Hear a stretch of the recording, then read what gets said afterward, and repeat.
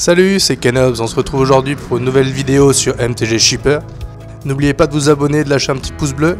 Si vous voulez nous soutenir, vous pouvez aussi nous suivre sur Tipeee, dont vous trouverez le lien en description. Allez, bonne vidéo.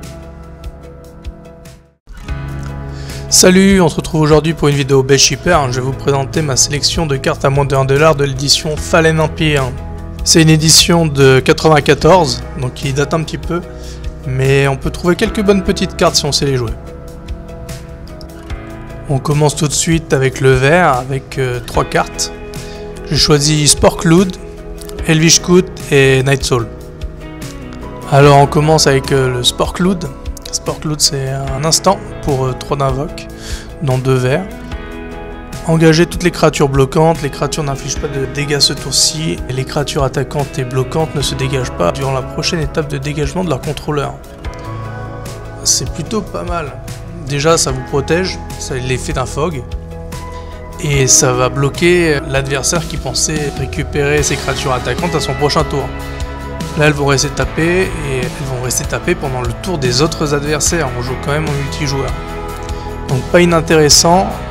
L'effet de surprise aussi, parce que c'est une carte qui est peu jouée. Moi j'aime beaucoup. Il y en a certains qui vont dire qu'elle coûte un peu cher, qui préféreront jouer Fog pour 1. Mais avoir l'avantage de bloquer les créatures de l'adversaire durant le tour de toute la table, c'est super intéressant. Ensuite, on va passer à l'Elvish Coot. Alors l'Elvish Coot, c'est une créature verte 1-1 elfe pour 1 vert. On paye 1, on la tape, on détape une créature attaquante ciblée qu'on contrôle et subit pas de dégâts ce tour-ci. Alors moi quand je la vois, je pense tout de suite à des decks avec des généraux comme Miri ou comme Aurelia qu'on aura besoin de protéger alors qu'ils ont déjà attaqué juste avant la phase de répartition des dégâts afin qu'ils aient déjà fait leurs effets. C'est une petite carte qui paye pas de mine mais qui fait quand même le taf. Ensuite, toujours en vert, on va avoir l'enchantement Night Soul pour 2 verts. Payer 1, exiler 2 créatures de n'importe quel cimetière et créer un saproling 1-1 token. Alors, moi je trouve que cette carte, pour 2, elle est pas très chère et c'est super efficace pour gérer les cimetières adverses. Soit pour recycler notre cimetière, mais pour les cimetières adverses, ça permet de priver les decks réanimation et certains decks aristocrates de leur mécanique en les privant de créatures de leur cimetière. En plus, en bonus, on obtient un petit token 1-1, donc pas mal du tout. On va passer ensuite au rouge. Pour le rouge, j'ai choisi Goblin Grenade, Chirurgien Gobelin et Goblin War Drums. Alors, pour Goblin Grenade, c'est un rituel pour 1 rouge. Sacrifier un gobelin et la Goblin Grenade inflige 5 points de dégâts à n'importe quelle cible. Super intéressant pour se débarrasser d'une créature assez conséquente.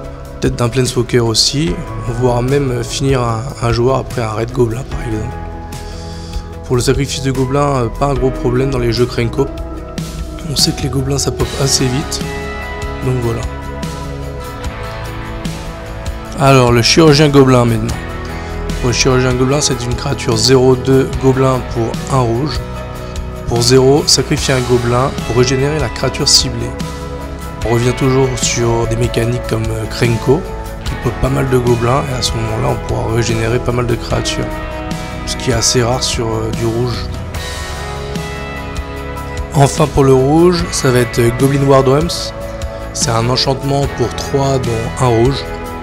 Toutes vos créatures attaquantes ne peuvent être bloquées que par 2 créatures au moins. Donc avec cet enchantement sur table, on donne la menace à toutes nos créatures. C'est une bonne capacité d'évasion. C'est pratique et en plus ça le donne à toutes nos créatures, donc pourquoi s'en priver. Alors ensuite pour le bleu, les 3 cartes que j'ai choisies c'est High Tide, Omaride, Spawning Bed et Seasinger. Alors pour le High Tide, c'est un instant pour 1 bleu. Jusqu'à la fin du tour, toutes vos îles produisent 1 bleu de plus.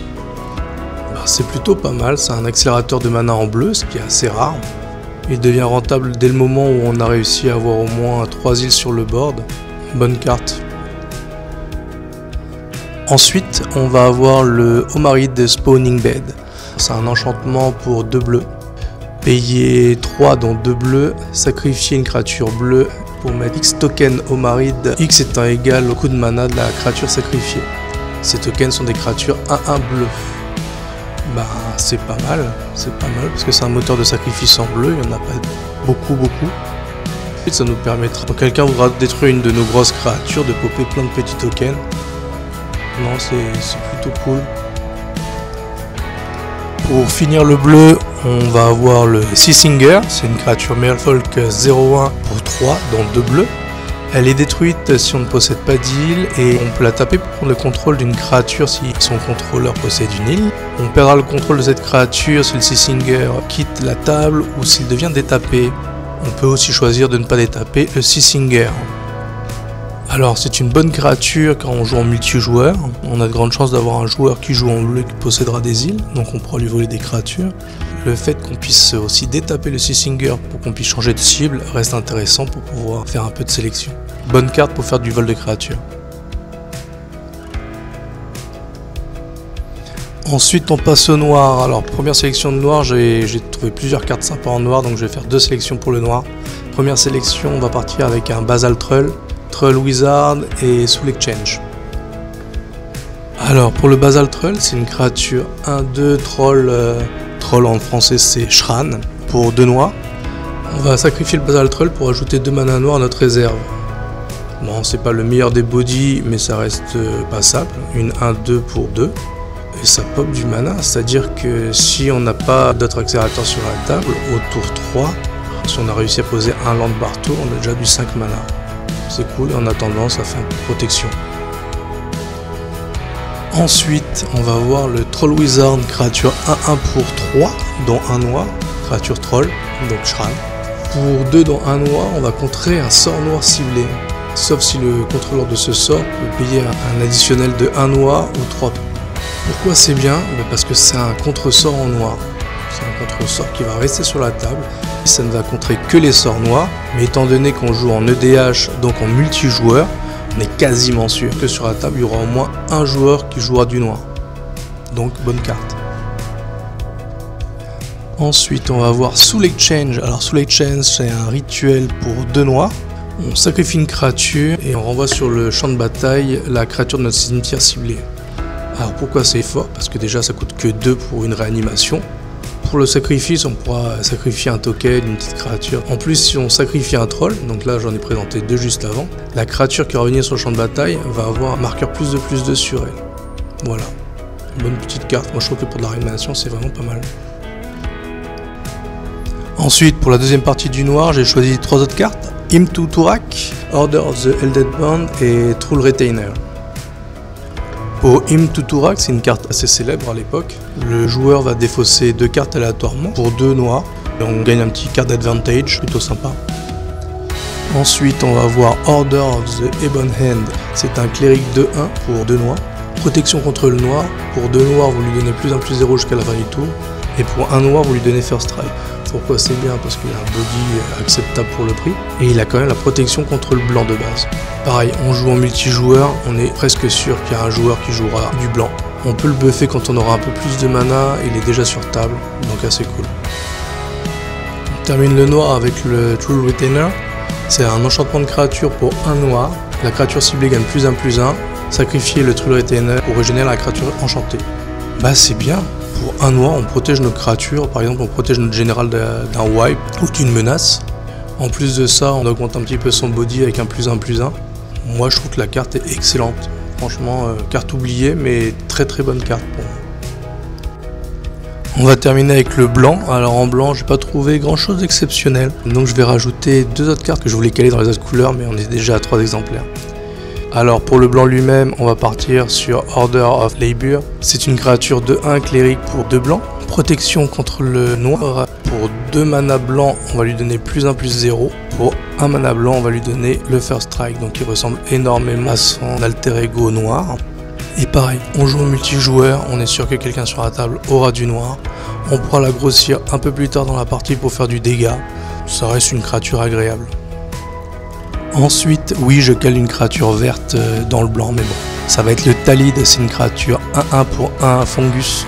À chaque entretien, on met un marqueur sport sur le Talid et pour 0, on va retirer 3 marqueurs pour créer une 1/1. pas super rapide, mais on va dire si tu la poses en début de game, elle va popper une petite créature 1-1 tous les 3 tours. C'est peut-être le côté un peu nostalgique, mais je l'aime bien.